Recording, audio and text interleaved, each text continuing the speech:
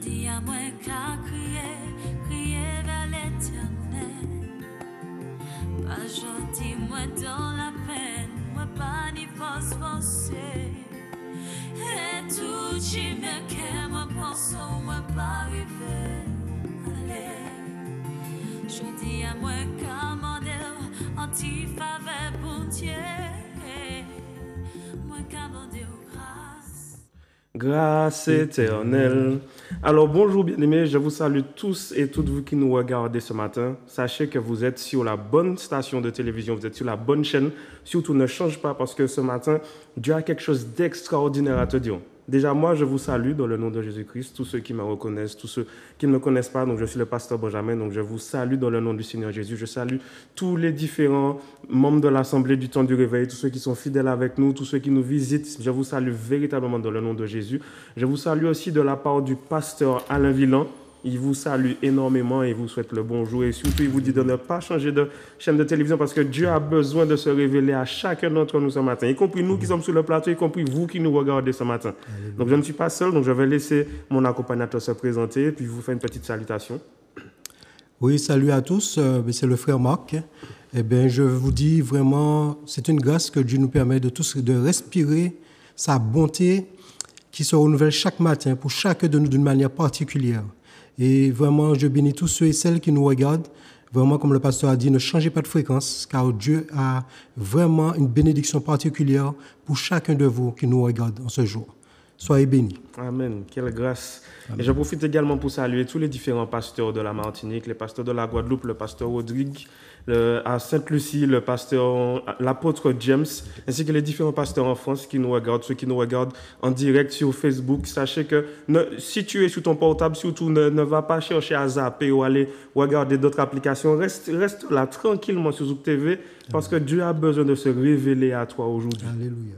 Dieu a vraiment besoin de se révéler à toi et Dieu a besoin de se révéler à chacun d'entre nous tous les jours. C'est pour ça que chaque jour que Dieu fait un nouveau jour, c'est une nouvelle chance pour nous, c'est une nouvelle grâce pour nous de pouvoir être meilleurs. Parce que durant cette journée, Dieu a besoin de se révéler à nous parce que Dieu veut que nous puissions être transformés, Dieu veut que nous puissions s'améliorer, Dieu veut que nous puissions être guéris, Dieu veut que nous puissions être délivrés. Et c'est une grâce ça, parce que chaque jour, Dieu nous démontre son amour. Lorsque le soleil se lève, c'est l'amour de Dieu. Alléluia. Lorsque tu te réveilles, tu ouvres tes yeux et puis tu vois qu'il y a une petite lumière qui rentre dans ta chambre. Ça, c'est l'amour de Dieu. Amen, amen. Lorsque tu sors, tu vois qu'il y a le vent. Tout ça, toutes ces choses, ce sont l'amour de Dieu. Parce que lorsque Dieu a créé le ciel, la terre, les animaux, les arbres, il a fait tout ça par amour. Il a fait ça par amour pour son peuple parce qu'il avait déjà prévu des choses extraordinaires pour chacun d'entre nous. Et vous savez, ce matin, on va parler d'une belle petite histoire.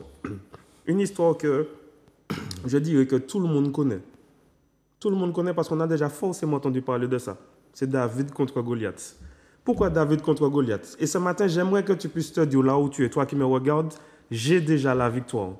Simplement que tu puisses prononcer ces mots, j'ai déjà la victoire. Parce que partout où David passait, dans sa tête, il était convaincu qu'il avait déjà la victoire. Peu importe ce qui se passait, il savait qu'il avait déjà la victoire. Pourquoi? Parce qu'il savait que l'Éternel était avec lui. Dieu nous dit dans sa parole que je marcherai devant toi, derrière toi et à tes côtés. David avait cette conviction que Dieu marchait devant lui, derrière lui et à ses côtés. Même quand il allait se battre avec le lion, quand il allait se battre avec l'ours, il a toujours dit une chose, l'Éternel m'a secouru. Parce qu'il savait que sans l'Éternel, il ne pouvait rien faire, il serait déjà mort. Exactement. Et c'est pour ça qu'on va aller dans la Bible, on va prendre le livre de 1 Samuel à partir du verset 17. 1 Samuel chapitre 17 à partir du verset 45. Tu peux le lire s'il te plaît, mon frère. Alléluia, je lis la parole de Jésus. David dit aux Philistins, tu marches contre moi avec l'épée, la lance et le javelot. Et moi, je marche contre toi au nom de l'Éternel des armées, du Dieu de l'armée d'Israël que tu as insulté. Amen, arrête-toi là. Amen. Pour revenir dans le contexte, il y avait une guerre entre Israël entre les Israélites et puis les Philistins. Et puis, ils étaient chacun sur une montagne. Mais chez les Philistins, il y avait un homme qui était très grand. C'est Goliath. La Bible nous dit qu'il faisait un petit peu plus de 3 mètres. Et cet homme est venu se présenter devant les Israélites et puis leur a dit, mais je suis plus fort que vous êtes nuls, vous êtes des moins que rien, vous n'allez jamais réussir dans la vie. Ça, ce sont des choses qu'on a au moins entendues tous une fois dans notre vie. Goliath a dit, mais regarde, personne ne t'aime, tu es pas beau, tu es laid, tu n'as pas de force, tu es nul. Ce sont des choses qu'on a tous entendues. Et ce Goliath est resté pendant 40 jours à insulter toute l'armée d'Israël.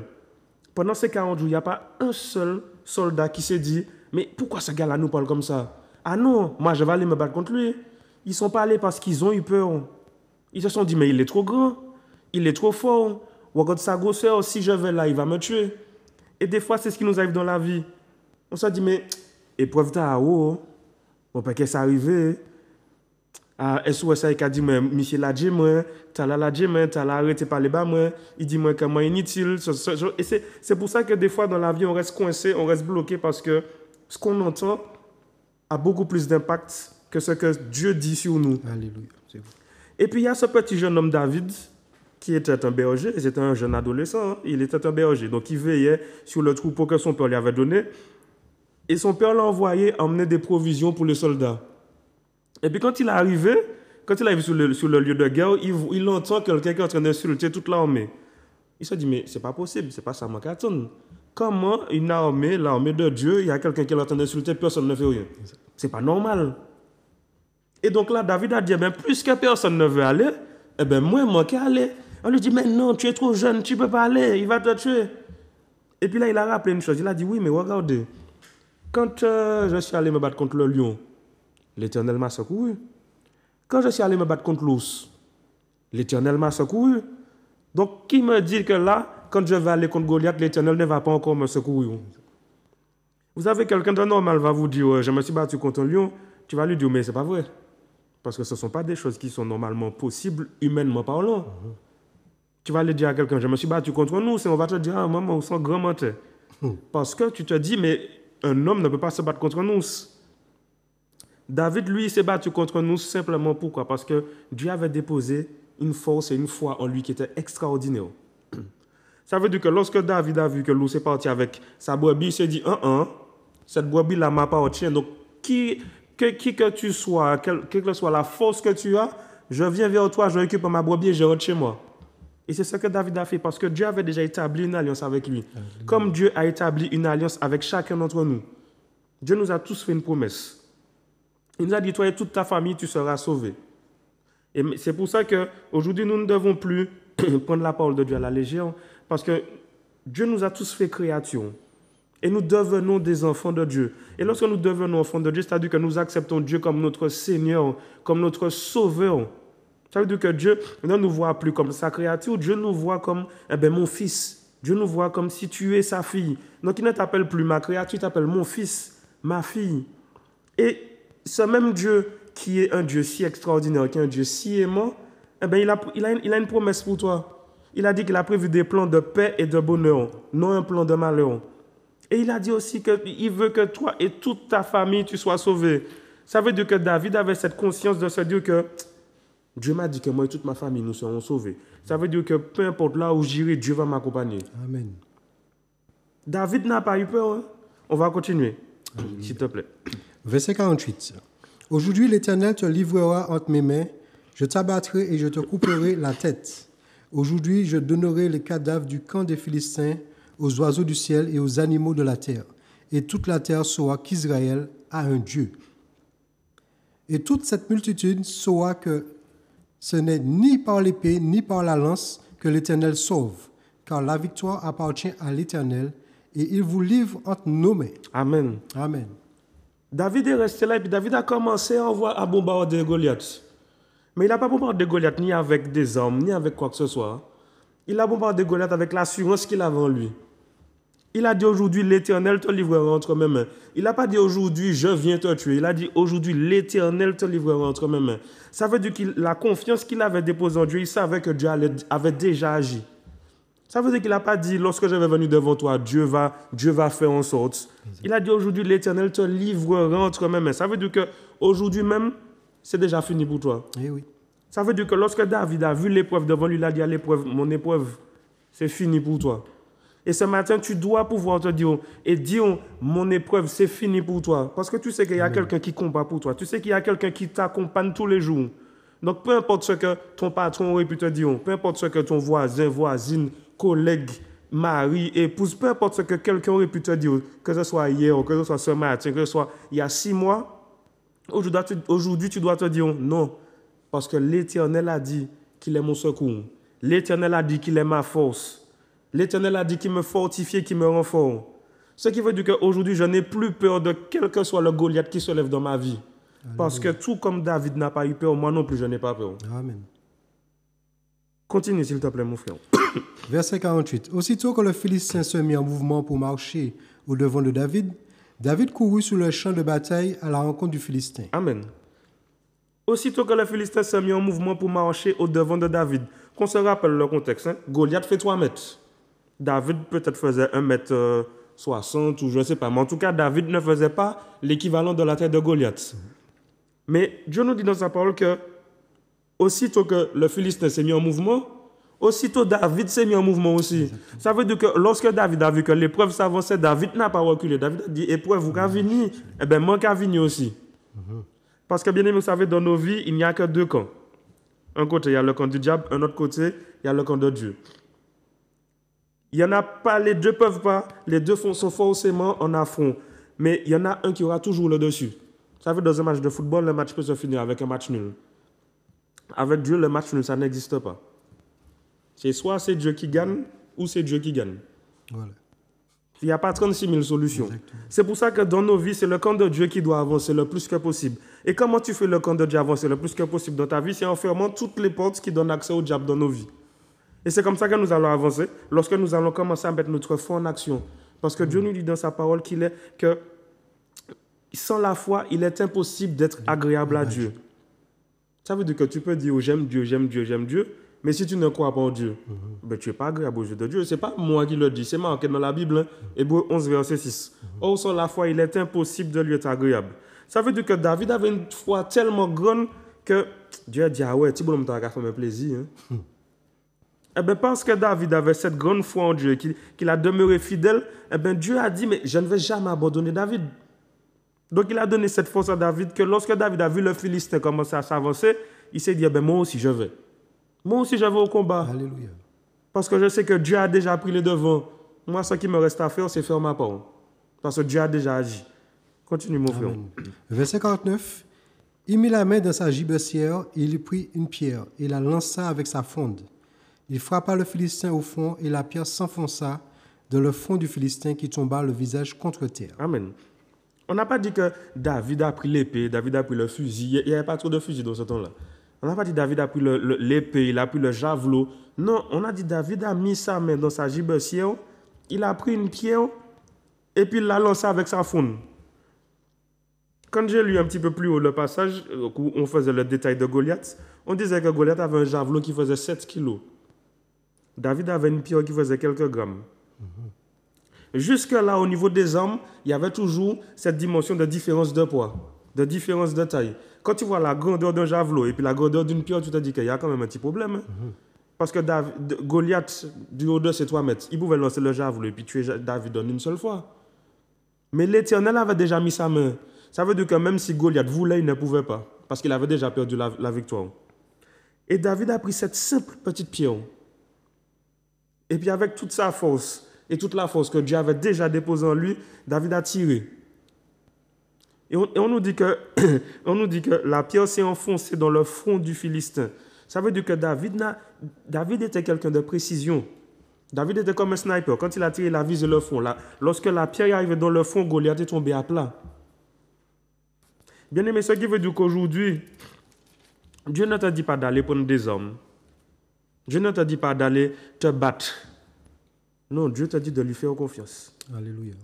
Parce qu'il a déjà agi. Il a déjà agi. La victoire est déjà assurée. Mais vous savez, c'est comme quand tu vas à l'école. Pour que tu puisses changer de classe, passer à un niveau supérieur, tu dois passer un examen. Le professeur ne va jamais passer l'examen à ta place. Ça veut dire que tu dois fournir un minimum d'efforts pour pouvoir y arriver. Bien aimé, David a fait son effort. David a allé sauver toute une armée qui avait peur de quelqu'un. Aujourd'hui, Dieu te dit, je te rends capable. Dieu te dit, je te rends fort. Dieu te dit que tu as toute la capacité d'y aller. Mais simplement, fais-moi confiance et mets ta foi en action. Tu peux continuer, s'il te plaît. Verset 50. Ainsi, avec une fronde et une pierre, David fut plus fort que le Philistin. il le terrassa et lui ôta la vie sans avoir d'épée à la main.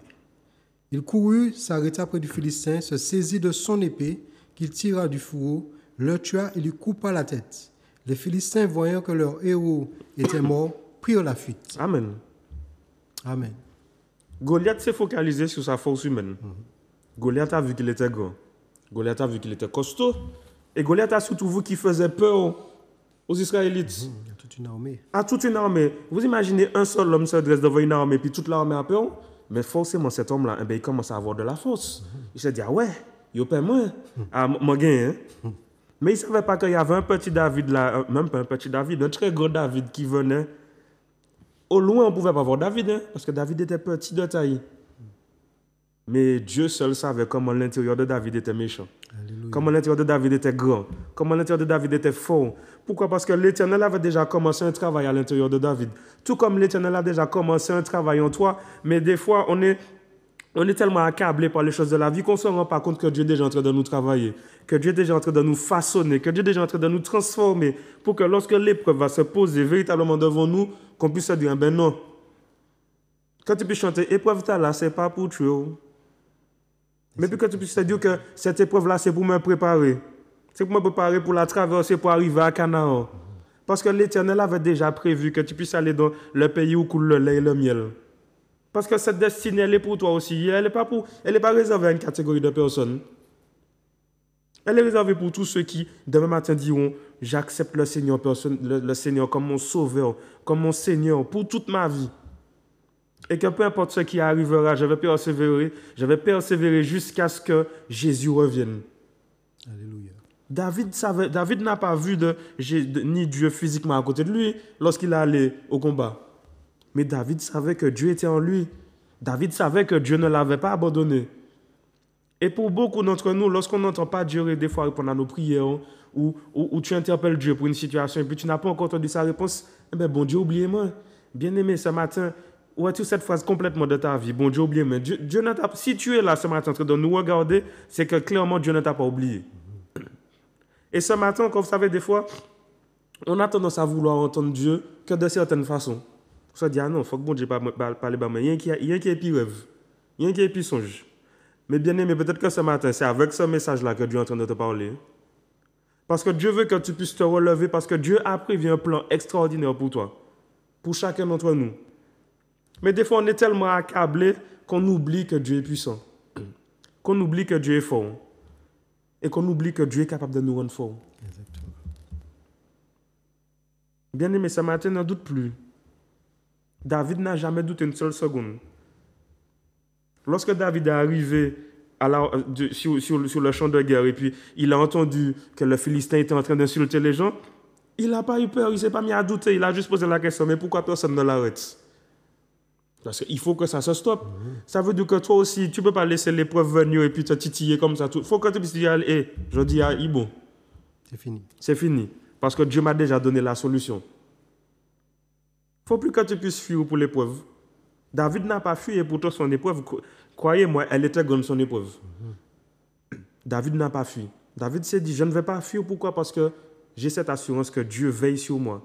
J'ai cette assurance que Dieu a déjà agi pour moi. Et j'ai cette assurance que Dieu va encore agir.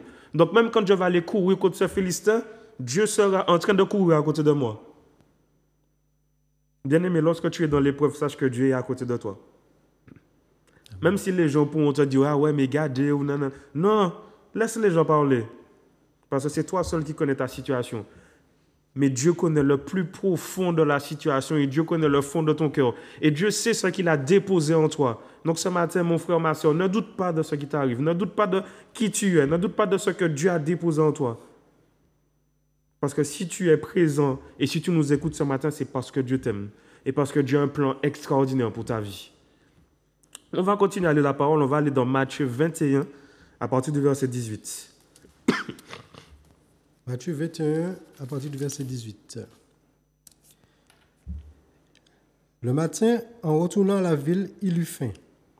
Voyant un figuier sur le chemin, il s'en approcha, mais n'y trouva que des feuilles. Et il lui dit, « Que jamais fruit ne naisse de toi. » Et à l'instant, le figuier sécha. Les disciples virent cela furent étonnés et dirent, comment ce figuier est-il devenu en un instant? Ce figuier est-il devenu sec en un instant? Jésus leur répondit, je vous le dis en vérité, si vous aviez de la foi et que vous ne doutiez point, non seulement vous feriez ce qui a été fait à ce figuier, mais quand vous diriez à cette montagne, ôte-toi de là et jette-toi dans la mer, cela se ferait. Tout ce que je vous demanderai, tout ce que vous demanderez avec foi par la prière, vous le recevrez. Amen. Amen.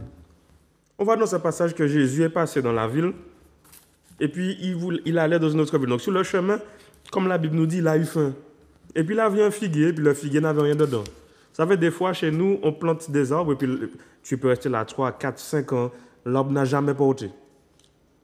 Par exemple, tu plantes un avocatier, celui du voisin a des avocats toutes les saisons.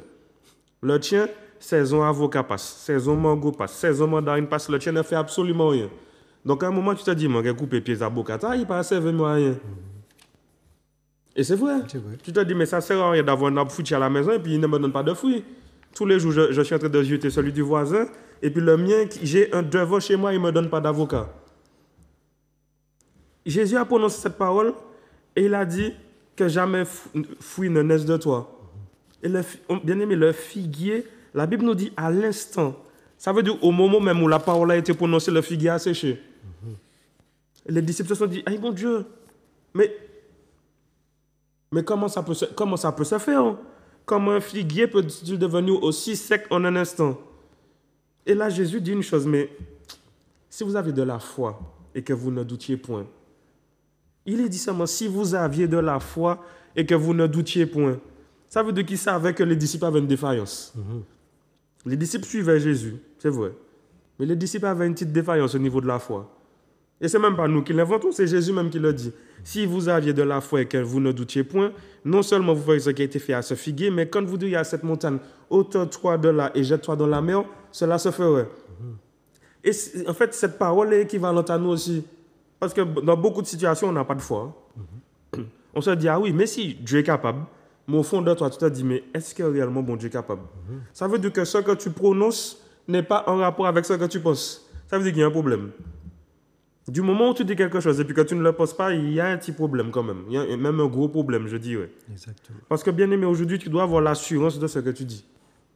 Lorsque tu entretiens ta démarche avec Christ, tu entretiens ton avancée, ton cheminement avec Christ, tu dois avoir cette assurance que ce que tu dis, ça va se réaliser.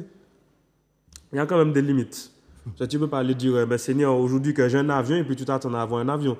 Et tu n'as ni les brevets de pilote, tu n'as ni les ressources nécessaires pour pouvoir acheter un avion, ni entreposer l'avion. C'est pour ça que la Bible nous dit que l'homme a beaucoup de projets, mais c'est le dessein de l'Éternel qui s'accomplit. Ça veut dire que nous, hommes, on peut vouloir plein de choses. On peut prévoir notre vie sur 50 ans.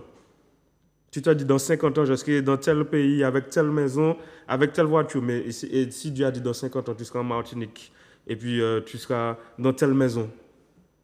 Ce n'est pas toi qui décides. On peut prévoir plein de choses. Oui. Goliath avait prévu de gagner la guerre. Goliath s'est dit, mais moi, regarde ma taille, qui c'est qui va venir me battre? Mais Goliath n'avait pas prévu que Dieu avait déjà préparé un David pour que David puisse venir le terrasser. David n'a pas douté de la parole de Dieu. David n'a pas douté de la force et de la capacité que Dieu avait déjà déposée en lui. C'est pour ça que ce matin, bien-aimé, peu importe ce qu'on te dira, ne doute jamais de ce que Dieu lui dira de toi. Et dans l'épreuve, la Bible est claire, on doit avoir la foi. Parce que la Bible nous dit, sans la foi, il est impossible d'être agréable à Dieu. Et dans ce passage, Jésus dit que tout ce qu'on demande par la foi, on va le recevoir. Ça veut dire que lorsque tu demandes à Dieu d'intervenir dans une situation, si tu crois que Dieu est déjà intervenu dans la situation, c'est que tu as déjà eu la solution à ta situation. Parce que tu fais confiance à Dieu. Tu sais que lorsque tu mets ta confiance à Dieu, ce que tu lui demandes, il va l'accomplir. Alléluia. Parce que Dieu a dit tout ce que ma bouche dit, ma main l'accomplit. Bien aimé, lorsque Dieu a dit que la lumière fut, la lumière est arrivée. Lorsqu'il a dit que les oiseaux puissent apparaître, les oiseaux sont apparus. Lorsqu'il a dit à l'herbe de pousser, l'herbe a poussé.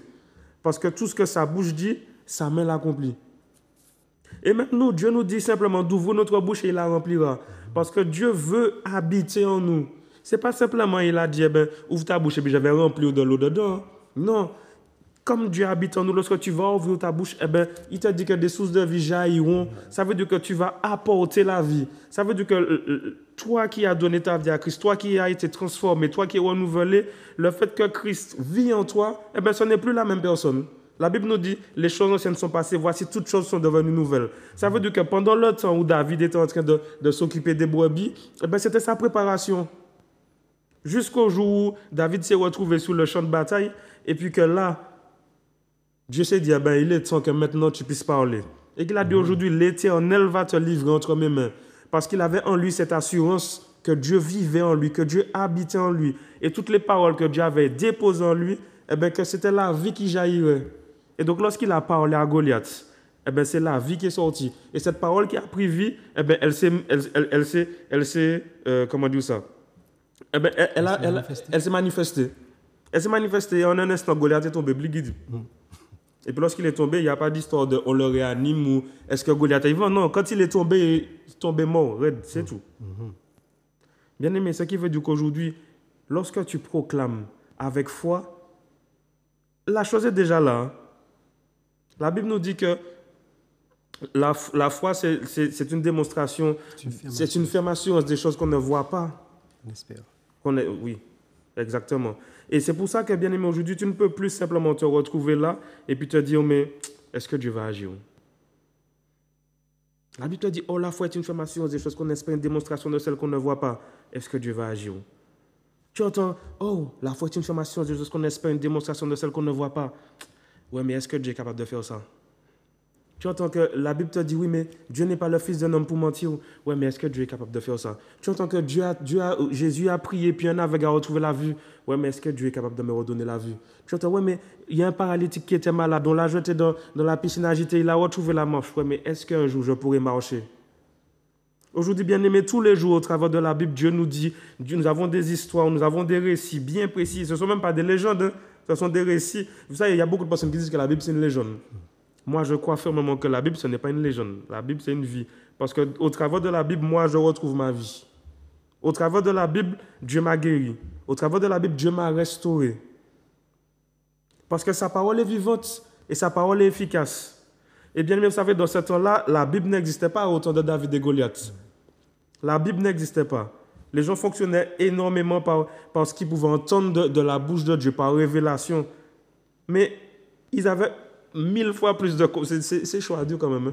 Mais ils avaient 1000 fois plus de confiance par rapport à nous qui vivons différemment les choses. Et on peut les lire tous les jours. Et malgré ça, on arrive difficilement à faire confiance à Dieu. C'est pour ça que, bien aimé, aujourd'hui, nous devons nous appliquer à pouvoir méditer la parole de Dieu parce que Dieu nous fait grâce d'avoir ce livre qui est incroyable et qui est surtout vivant. Et vous savez, plus nous allons passer du temps à pouvoir méditer la parole, plus la parole va nous permettre de grandir, plus la parole va nous restaurer. Parce que dans la parole, il y a la vie. Et Jésus nous dit que je suis le chemin, la vérité et la vie. Ce qui veut dire que si nous avons ces deux choses, bien aimées, nous sommes assurés d'avoir la vie. Et c'est pour ça qu'aujourd'hui, tu ne dois plus douter. Nous ne devons plus douter ni de la puissance de Dieu, ni de l'action de Dieu dans nos vies, ni de la grandeur de l'amour de Dieu pour chacun d'entre nous. Parce que chaque jour qui passe, Dieu nous démontre son amour. Et ce matin, même si tu le doutes, sache que je veux te dire ça. Dieu t'aime. Peu importe ce que les gens pourront dire, n'oublie jamais que Dieu t'aime. On va continuer. Jacques 5, à partir du verset 16, s'il te plaît. Jacques 5, à partir du verset 16. 16. Confessez donc vos péchés les uns aux autres et priez les uns pour les autres afin que vous soyez guéris. La prière fervente du juste a une grande efficace. C'est bon? Verset 16. Verset jusqu'à Élie 18. était un homme de la même nature que nous. Il pria avec instance pour qu'il ne plût plus point.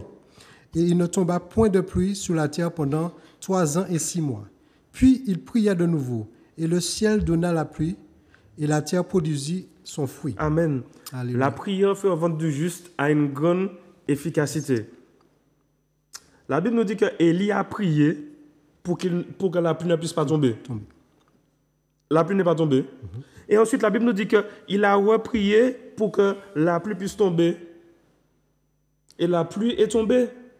Bien aimé, c'est ce qui veut dire que dans ce temps-là, on nous dit que la pluie n'est pas tombée pendant 3 ans et 6 mois. Ça veut dire qu'une prière a permis que la pluie ne tombe pas pendant 3 ans et 6 mois. Ça veut dire qu'une prière que tu peux faire aujourd'hui peut avoir de l'impact sur un nombre d'années que tu ne peux même pas imaginer. Et ce même homme qui avait prié pour que la pluie ne tombe pas a fait une prière et à ce moment même la pluie est tombée. On nous dit le ciel donna de la pluie et la terre produisit son fruit. La prière fervente du juste a une grande efficacité. Bien aimé, aujourd'hui, il faut que nous puissions mettre notre confiance en Dieu. Il faut que nous puissions avoir cette assurance. Lorsque je prie, Dieu m'exauce. Je me rappelle de ce passage où, lorsque Jésus est allé voir Lazare dans le tombeau, il a dit, Père, je te prie parce que tu m'exauces toujours. Ça, ce n'est pas de l'orgueil pour dire, ah ouais, bon Dieu toujours qu'à approuver la prière, mais donc moi qui a dit ça. Non, Jésus a dit ça parce qu'il avait cette assurance. Donc il a juste voulu rappeler à Dieu, je te prie parce que tu m'exauces toujours. Bien aimé, ce matin, il ne faut pas que on te dise ça dans ta prière. Père, je te prie parce que tu m'exauces toujours. Alléluia. Alors je suis déjà convaincu et je crois fermement que la situation dans laquelle je me trouve, tu as déjà agi. Et puis tu commences à remercier Dieu. Parce que vous savez, bien aimé, Dieu agit toujours avant même qu'on ne lui demande. Il attend simplement que tu puisses ouvrir ta bouche. Et puis là, il te montre, ben regarde mon enfant, j'ai déjà accompli. Dieu attend simplement que nous puissions nous manifester. Ça aurait été tellement facile si on restait assis et puis Dieu faisait tout. Et puis on est là, on est assis, et puis c'est comme un jeu vidéo. Ça roule, et puis lorsqu'on a raté, on c'est game over et puis on recommence. Non, bien aimé, il faut que nous puissions nous mettre en action. Vous savez, la foi sans les œuvres, elle est morte. Ça veut dire que si tu mets ta foi en action et puis tu ne fais rien, tu restes assis, et ben c'est comme si tu n'avais rien fait. Si tu dis, Seigneur, donne-moi un travail, et puis tous les jours tu restes assis chez toi, tu ne fais pas de CV, tu ne vas pas déposer de CV dans aucune entreprise, qui sait que tu cherches du travail? Personne ne sait puisque personne n'a reçu ni CV ni quoi que ce soit. Comme si tu as besoin d'une voiture, et puis tu dis, Seigneur, donne-moi une voiture.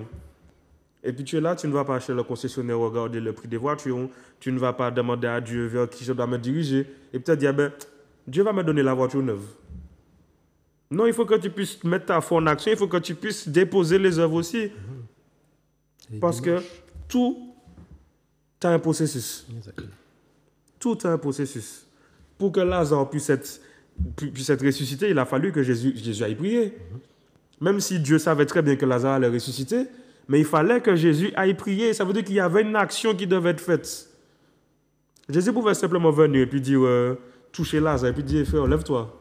Non, Jésus allait, Jésus a prié, Jésus a dit, lorsque Jésus a prié, Jésus a dit, Lazare, réveille-toi. Parce qu'il y avait un processus, Jésus savait très bien que Lazare allait se réveiller. Mais il fallait que Jésus puisse effectuer une action. Cette action, c'était prier et puis dire, Lazare, il est temps que tu te réveilles. Parce que l'accomplissement, il est là. Oui. C'est pour ça que maintenant, quand tu pries, ne doute pas de la prière. Parce que si tu dis, Seigneur, j'ai besoin d'un travail, donne-moi un travail, et puis après tu te dis, mais est-ce qu'un jour je vais travailler? Ça veut dire que toi-même, tu as annulé ta prière. Bien-aimé, David n'a jamais annulé aucune parole que Dieu lui a dit. Pourquoi? Parce qu'il avait cette assurance qu'en allant vers Goliath, Dieu n'allait pas l'abandonner. Vous savez, n'importe qui aurait pu courir vers quelqu'un de 3 mètres au moment d'un combat. Peut-être que cette personne aurait pu se dire, mais est-ce que mon bec est mort? David ne s'est pas posé de questions, est-ce qu'il va mourir, est-ce qu'il ne va pas mourir? David savait que Goliath, c'était déjà fini pour lui. Il y avait simplement une action à faire. Prendre une pierre et puis tirer. Toi, ton action à faire, c'est, quand l'émission est finie, éteindre la télé et puis prier. Et puis demander à Dieu d'agir. Simplement. Et on va continuer. On va aller dans Matthieu 16, verset 18.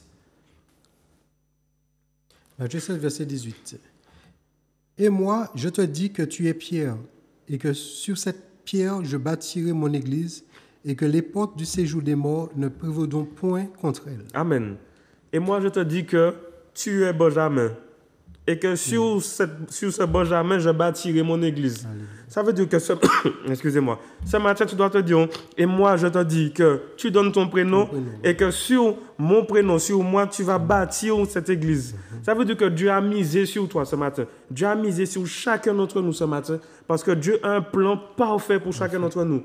Lorsque Dieu a effectué ce sacrifice en donnant son seul fils, son unique fils à la croix, Dieu n'a pas fait ça en vain. Dieu a fait ça parce qu'il voulait que le monde entier soit sauvé. Il n'a pas fait pour que les Américains soient sauvés. que les Anglais soient sauvés, que la Mantinois soient sauvés, que les Foyalais soient sauvés. Non, il a fait pour que le monde entier soit sauvé. Parce que Dieu, avec un amour si grand, s'est dit, je ne peux pas faire ça seulement pour une catégorie de personnes.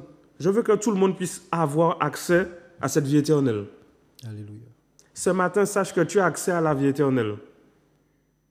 Simplement, il faut que tu puisses recommander ton sort à l'Éternel.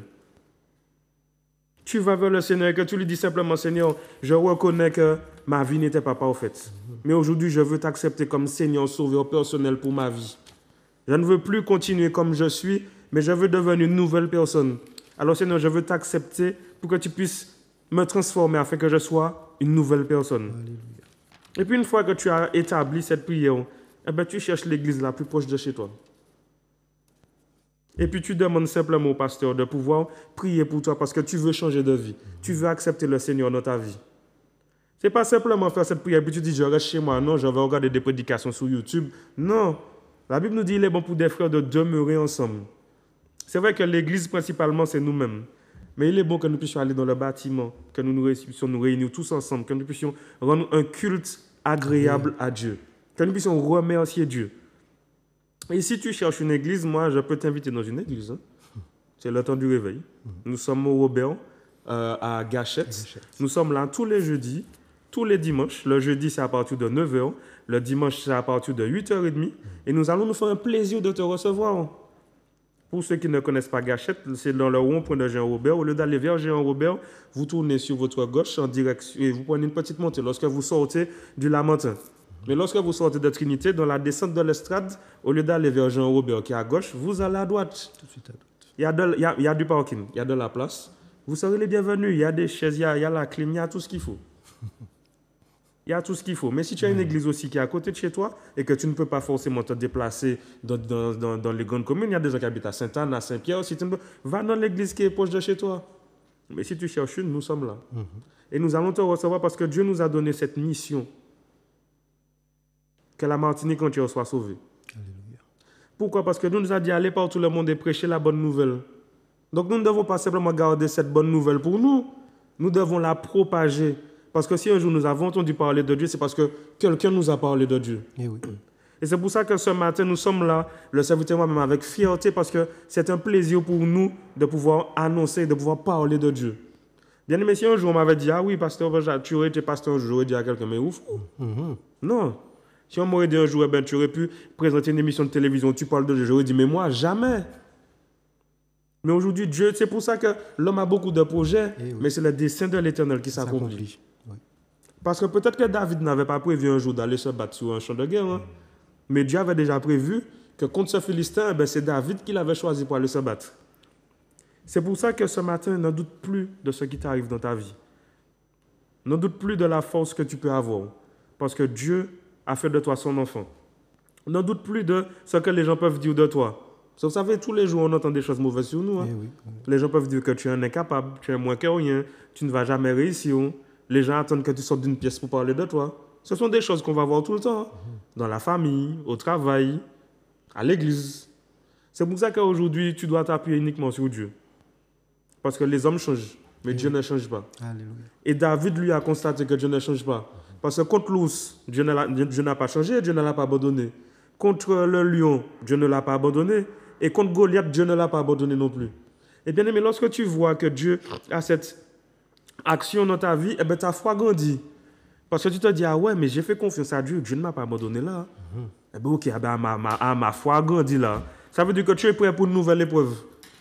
Parce que tu sais que dans la nouvelle épreuve, eh bien, tu as déjà appris assez d'un coup là-bas pour être solide. Parce que David savait très bien que lorsque j'allais aller face à Goliath, j'avais cette assurance de gagner. J'ai déjà battu un lion et un ours. Oui. C'est ce qu'il a dit lorsque Saul lui a dit, oui, mais regarde, mais tu es tout petit, tu ne peux pas aller. David a dit à Saul, mais Saul, tu n'as pas vu qui c'est qui est devant toi là? David, moi, je me suis battu contre un lion et un ours. Tu ne te rappelles pas? Tu t'es battu contre qui toi? Et puis là, Saul ne sait pas répondre. David a dit, ah bon, eh bien moi, je vais aller, et puis moi, je vais gagner, et puis ce Philistin-là qui insulte Dieu va comprendre qu'il n'aurait jamais dû faire ça. Exactement. Yep. Et bien aimé, c'est là que j'ai simplement envie de te dire ce matin, fais confiance à Dieu. Yep. peu importe ce que tu vas entendre, peu importe ce qu'on va t'annoncer, peu importe ce qu'on va te dire, on va faire, fais confiance à Dieu.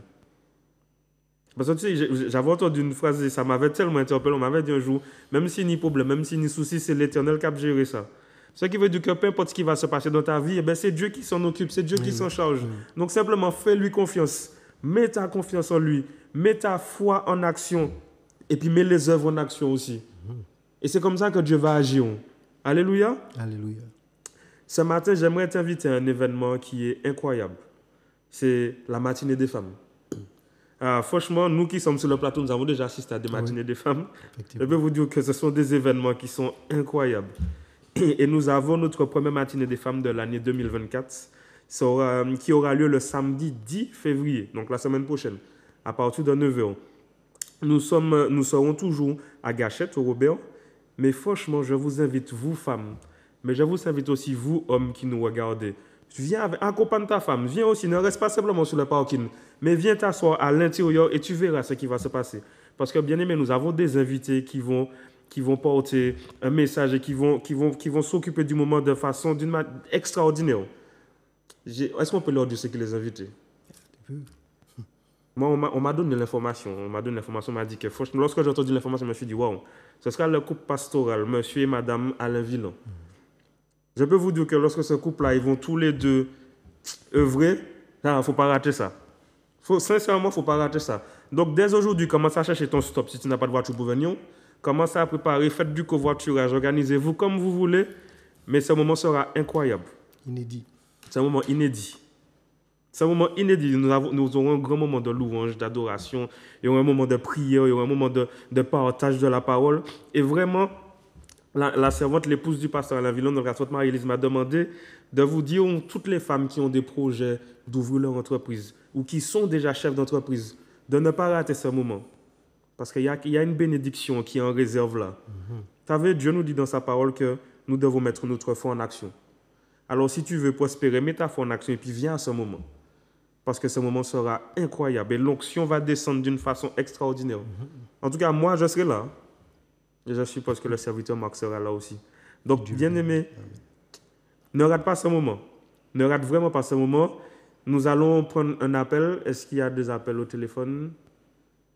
Non, nous n'avons pas d'appel. Donc, nous arrivons oui, mon Dieu, serviteur, j'ai failli t'oublier. Je te laisse la parole, vas-y. Alléluia. Eh bien, aujourd'hui, là, je vais, excusez-moi pour l'heure, pour ceux qui mangent, mais on va prendre un verset qui se trouve dans Job 20, au verset 15, verset 14. Et il parle de nourriture aussi. Où il est écrit, mais sa nourriture se transformera dans ses entrailles et deviendra dans son corps un venin d'aspic. Il a englouti des richesses, il les vomira, Dieu les chassera de son ventre. Eh bien, il s'agit de notre ennemi, Satan le diable.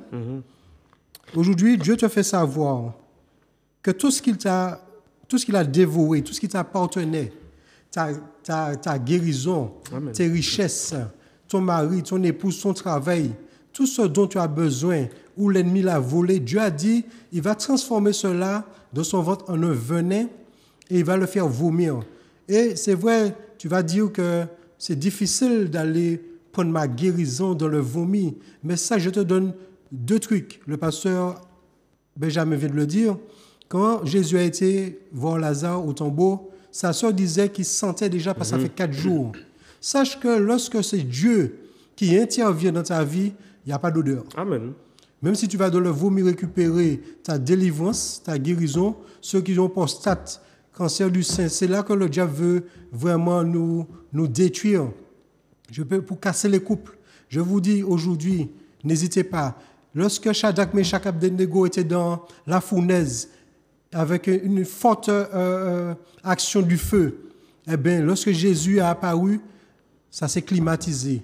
Là où Dieu intervient, il n'y a pas ni de chaleur, il n'y a pas d'odeur. Amen. Je peux vous dire que là, aujourd'hui, saisissez votre victoire, comme le pasteur Benjamin vous a dit, que vous êtes plus que vainqueur au nom de Jésus. Saisissez cette victoire. Pour ceux et celles qui ont des examens à passer, par ta foi, déclare maintenant que tu as déjà une bonne note, une bonne nouvelle. Amen. Tous ceux qui ont besoin de quelle que soit la chose, criez à l'Éternel, il vous répondra. Je vous l'assure, moi-même je suis témoin au nom de Jésus-Christ de Nazareth. Et je salue tous les collègues de Mobilia et du Bambou. Je ne vous oublie pas. Et vraiment que la grâce de l'Éternel descende sur ces deux endroits-là maintenant au nom de Jésus. Et vous allez témoigner de la gloire de Dieu. Amen. Soyez Amen, bénis. amen, amen. Amen. Ah, ce petit passage-là était bien. Merci, serviteur, pour cet encouragement, parce que c'est vrai, vous savez, des fois, on ne sait pas comment faire, on ne sait pas comment agir.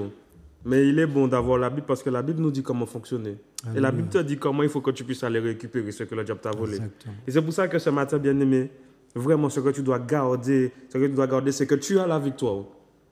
Tu as la victoire. Même si hier on t'a annoncé que tu as un cancer, tu as la victoire. Au nom de Jésus. Et donc ce matin, nous allons clôturer l'émission. Nous allons faire une courte prière et puis nous allons clôturer. Donc Père éternel, mon Dieu, moi, je te remercie, Papa, vraiment, pour ce moment que nous avons passé, Seigneur Jésus. Merci vraiment pour ta parole qui a été libérée, Père éternel.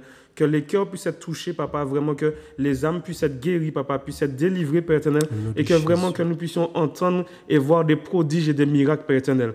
Alors vraiment, je te remercie, Papa, je te remercie pour Zouk TV qui nous donne cette opportunité de pouvoir annoncer ta parole, Seigneur. Alléluia. Je te remercie pour Emmanuel Granier, je te remercie pour Grégory à la technique, Seigneur Jésus. Merci encore de bénir toutes les personnes qui travaillent au niveau de cette télévision, Papa, et que toujours ta parole puisse être prêchée en toute liberté, Père éternel. Alors je te remercie et je t'ai pris au nom de Jésus pour ta seule gloire. Amen. Amen, amen. Alors n'oubliez pas que aujourd'hui, c'était le pasteur Benjamin et le serviteur Marc avec vous. C'était le temps du réveil. Réveille-toi, toi qui dors, et Christ t'éclairera. Amen. Amen. Grâce, grâce éternelle. Grâce, grâce au Seigneur. Je dis à moi qu'à crier, crier vers l'Éternel. Pas gentil, moi dans la peine, moi pas ni force forcée. Et tout qui me qu'est, moi pense, moi pas arriver. Allez. Je dis à moi qu'à faveur pour Dieu. Moi qu'à